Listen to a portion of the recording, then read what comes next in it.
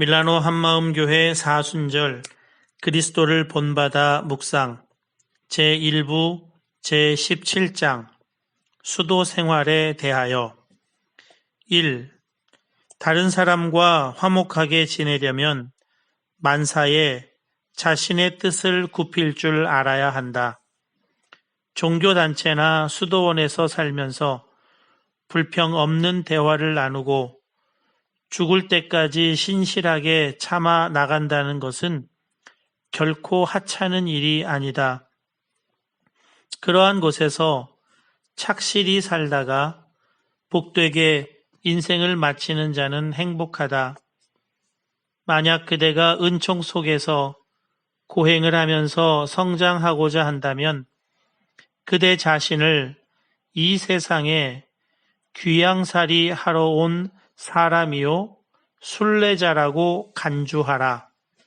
만약 그대가 종교 생활을 제대로 이끌어가고자 한다면 그리스도를 위하여 이 세상에서 바보 취급 당하는 것에도 만족하여야 한다.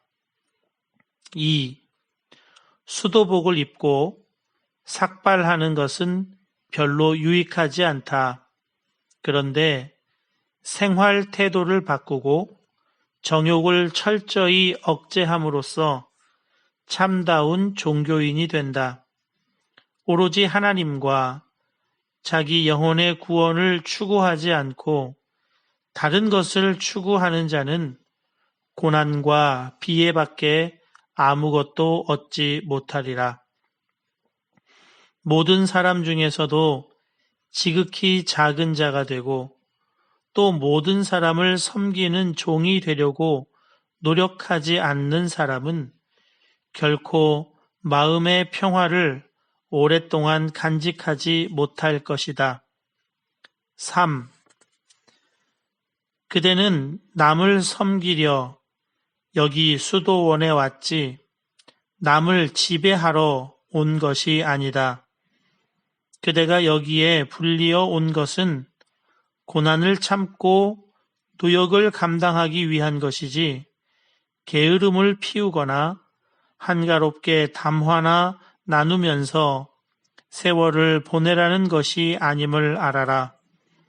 그러므로 이곳에서는 금을 불가마에 넣어 단련하듯이 사람을 단련한다.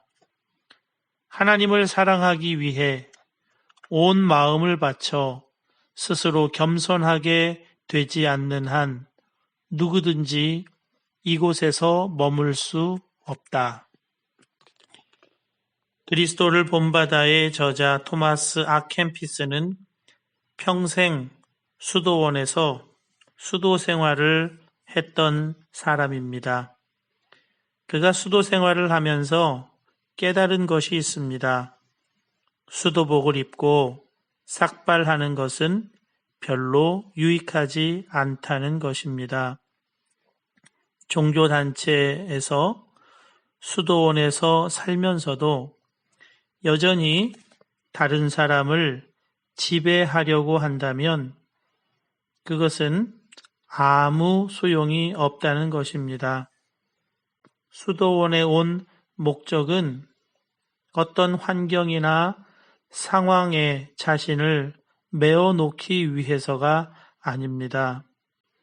수도원에 왔지만 오직 구할 것은 하나님과 자기 영혼의 구원을 구해야 할 것이라 합니다.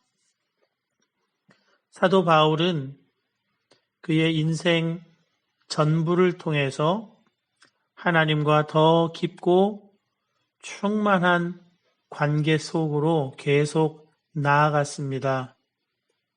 그의 초년 시절에 그의 고백은 사도들과의 비교였습니다. 고린도전서 15장 9절입니다. 나는 사도 중에 지극히 작은 자라. 나는 하나님의 교회를 박해하였으므로 사도라 칭함받기를 감당하지 못할 자니라. 사도 중에 가장 작은 자라 합니다. 그러나 주님과 동행하면 할수록 위대한 사도들이 아니라 평신도들과 자기 자신을 비교하는 눈을 뜨게 됩니다. 에베소서 3장 8절입니다. 모든 성도 중에 지극히 작은 자보다 더 작은 나에게.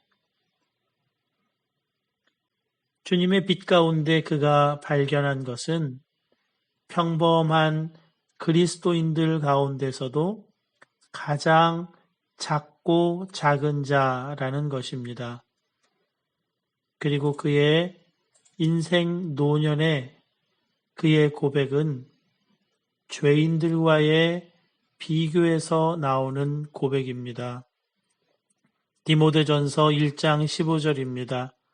미쁘다 모든 사람이 받을 만한 이 말이여 그리스도 예수께서 죄인을 구원하시려고 세상에 임하셨다 하였도다.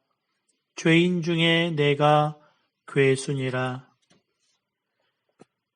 더욱 깊은 은총의 세계, 그 빛 가운데 들어갈수록 우리가 얼마나 큰 죄인인지를 깨닫고 그것이 자책이나 죄책감으로가 아니라 깊은 죄의식 가운데 우리가 받은 은혜가 얼마나 엄청난 은혜인지를 깨닫게 되어가는 것입니다. 그 속에 참된 기쁨과 만족과 감사가 있습니다. 진정한 수도 생활이라고 하는 것은 어떤 단체에 속하거나 어떤 상황 속으로 자신을 집어넣는 것이 아닙니다. 진정한 수도 생활은 예수님의 그 놀랍고 밝고 빛나는 은총의 빛 가운데로 자기 자신을 계속해서 노출시키는 것입니다. 모든 사람 중에서도 지극히 작은 자가 되고 또 모든 사람을 섬기는 종이 되려고 노력하지 않는 사람은 결코 마음의 평화를 오랫동안 간직하지 못할 것이다. 은총의 빛 가운데 나 자신에 대하여 죽고 예수에 대하여 사는 저와 여러분 되시기를 바랍니다.